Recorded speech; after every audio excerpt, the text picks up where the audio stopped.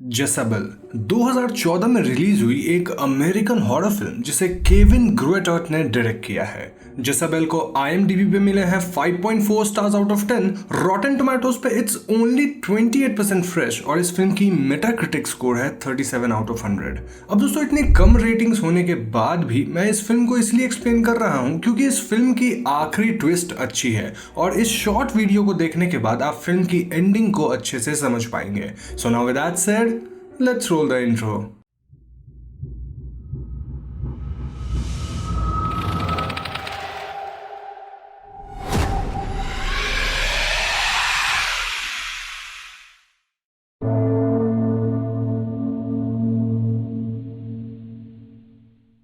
तो दोस्तों, मूवी के शुरुआत में हम जेसी नामक लड़की को देखते हैं जो अपने फियोंसे मार्क के साथ उसके घर जा रही होती है। ये दोनों कार में निकले ही थे कि इनकी कार की एक्सीडेंट हो जाती है जिसमें मार्क की मौत भी हो जाती है। अब इस एक्सीडेंट में जेसी भी काफी इंजर्ड हुई थी और इसी वजह से उसका मिसकैरेज हो जाता है और वो कुछ महीनों के लिए बेड रिडन हो जाती है।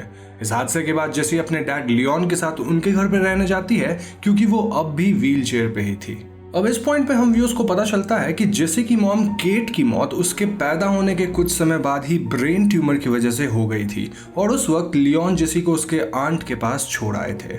फिलहाल जेसी यहाँ अपने मॉम के बेडरूम में रहती है और एक दिन उसे वहाँ एक बॉक्स में 4 वीडियो टेप्स मिलते हैं जिसे केट ने तब रिकॉर्ड किया था जब वो प्रेग्नेंट थी।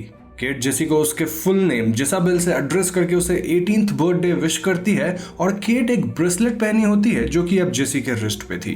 केट टैरो कार्ड भी रीड करती है जो कि उसे उसके फ्रेंड मोजेस ने सिखाया था। केट मोजेस को किसी लोकल चर्च में मिली थी और केट बताती है कि जेसी को वहां कुछ अनवांटेड प्रेजेंस हॉन्ट कर रहा है। तभी वहां लियोन आ जाता है और वो गुस्से में जेसी को टेप देखने से मना करता है। इनफैक्ट वो इतना गुस्सा हो जाता है कि वो उस टेप को तोड़ देता है और साथ ही जेसी के व्हील चेयर को भी लेक में फेंक देता है। अगले दिन सुबह लियोन जेसी से अपनी हरकत के लिए माफी मांगता है और वो कहता है कि कल वो शराब के नशे में था। वो जेसी को एक दूसरी व्हील चेयर देता है जो कि सालों पहले केट का हुआ करता था। लियोन जेसी से पूछता है कि क्या उसे सिर्फ एक ही टेप मिला था, जिसके जवाब में जेसी हाँ बोलती है, लेकिन हम व्यूअर्स को तो पता है कि जेसी को 4 टेप्स मिले थे। अब क्योंकि लियोन ने सिर्फ एक ही टेप को तोड़ा था तो जेसी लियोन के बाहर जाने के बाद दूसरा टेप देखती है।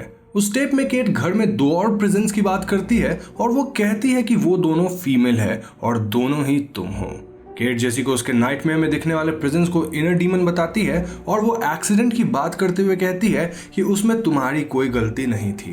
अब केट टैरोट कार्ड रीड करती है और काफी परेशान होकर बताती है कि उसने एक हॉरिबल डेथ रीड किया है। टेप यहीं पर खत्म हो जाता है। तो इसके बाद जेसी नहाने जाती है जहां बाथटब में उसे एक डरावनी औरत दिखती है जो कि उसे मारना चाहती थी। बाथटब में पानी की जगह ब्लड भर जाता है जिससे कि जेसी काफी डर जाती है। इस इंसिडेंट के ठीक बाद लियोन वहां आता है और वो सारे टेप को जलाने की कोशिश करता है। लियोन यार्ड शेड में जाता है लेकिन एक सुपरनेचुरल फोर्स से वहां अपने आप ही आग लग जाती है जिससे लियोन ही जलकर मारा जाता है। तो नेक्स्ट सीन में हम लियोन का फ्यूनरल देखते हैं जहां जेसी अपने हाई स्कूल फ्रेंड प्रेस्टन से मिलती है और वहां वो काइंड ऑफ हेलुसिनेट करते हुए एक इंसान को देखकर बेहोश हो जाती है जिसका फेस बुरी तरह से जला हुआ था। प्रेस्टन जेसी को उसके घर छोड़ता है और प्रेस्टन के जाने के बाद जेसी बाकी के 2 टेप्स देखती है। 3rd टेप में लियोन और केट क्रिसमस पार्टी में होते हैं जहां वो केट की प्रेगनेंसी अनाउंस करता है। 4th टेप में केट टैरोट कार्ड के बाद रोते हुए जेसाबेल से बोलती है यू आर डेड, मतलब तुम मर चुकी हो। इसके बाद जेसी अपने पीछे खड़े एक औरत को नोटिस करती है और तभी मिरर टूट जाता है और वहां जेसी को एक और टेप मिलता है जिसे वो नहीं देखती है। अगले दिन जेसी लेक के उस पार कुछ चमकता हुआ देखती है जिससे कि उसे कुछ शक होता है और वो प्रेस्टन के साथ लेक के उस पार जाती है। वहां उन्हें वुडू रिचुअल्स के कुछ इफेक्ट्स दिखते हैं और साथ ही में एक ग्रेव मिलता है जिसके ऊपर जेसाबेल लिखा था और यहाँ पर जेसी का डेट ऑफ बर्थ भी लिखा था। ग्रेव के अंदर एक इन्फेंट यानी कि नवजात शिशु का स्केलेटन था और वहां एक डॉल भी रखा था। ये दोनों फॉरेन पुलिस को बुलाते हैं ताकि शेरिफ इस इन्फेंट स्केलेटन की DNA टेस्टिंग कर सके। यहाँ से जेसी और प्रेस्टन मिसेस डेविस से मिलने जाते हैं जो कि उनके फ्रेंड की माँ थी और वो जेसी की पुरानी फैमिली कुक भी थी। मिसेस डेविस जेसी का नाम सुनते ही गुस्सा होकर उस पर अटैक करती है और वो मोजेस का जिक्र भी करती है। जेसी को याद आता है कि केट ने भी मोजेस का जिक्र टेप में किया था और वो उसे ढूंढने चर्च में एक वुडू श्राइन के पास जाती है जहां उसे पता चलता है कि मोजेस अब जिंदा नहीं है। तभी वहां कुछ लोग आकर इन दोनों पे अटैक करते हैं और उनको वहां से जाने को कहते हैं। वहां से वो दोनों तुरंत जेसी के घर जाते हैं, जहां प्रेस्टन कन्फेस करता है कि वो जेसी को पसंद करता है, ऑल्दो उसकी शादी हो चुकी होती है। प्रेस्टन जेसी को अपनी मॉम के साथ रहने को कहता है और दोनों पैकिंग शुरू कर देते हैं। पैकिंग के बीच प्रेस्टन बाहर जाता है, जहां एक घोस्टली वुमन उस पर अटैक करती है और इस अटैक से वो बेहोश हो जाता है। प्रेस्टन को फौरन एडमिट किया जाता है और शेरिफ बताते हैं कि वो स्केलेटन किसी न्यू बॉर्न बेबी का था, जो कि एक लड़की थी, जिसके पैदा होने के बाद ही किसी ने उसको मार दिया था। शेरिफ के जाने के बाद जेसी घर में एक रिचुअल कंडक्ट करके घर में मौजूद उस औरत के स्पिरिट से बात करने की कोशिश करती है और तभी उसे शेरिफ का कॉल आता है। कॉल पे शेरिफ बताते हैं कि प्रेस्टन अब ठीक है और डीएनए टेस्ट की रिपोर्ट आ गई है, जिससे पता चलता है कि वो बच्ची ब्लैक थी, और इसके बाद कॉल डिस्कनेक्ट हो जाता है। इस कॉल के ठीक बाद जेसी वहां पर आखिरी टेप को प्ले करती है, जहां वो केट को एक व्हाइट न्यूबॉर्न बेबी के साथ देखती है।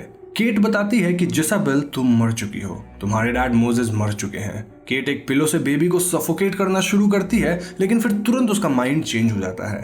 केट बेबी पे वूडू स्पेल करती है और फिर गन शॉट से सुसाइड कर लेती है। टेप वहीं पे खत्म हो जाता है और जेसी के सामने केट की स्पिरिट आ जाती है।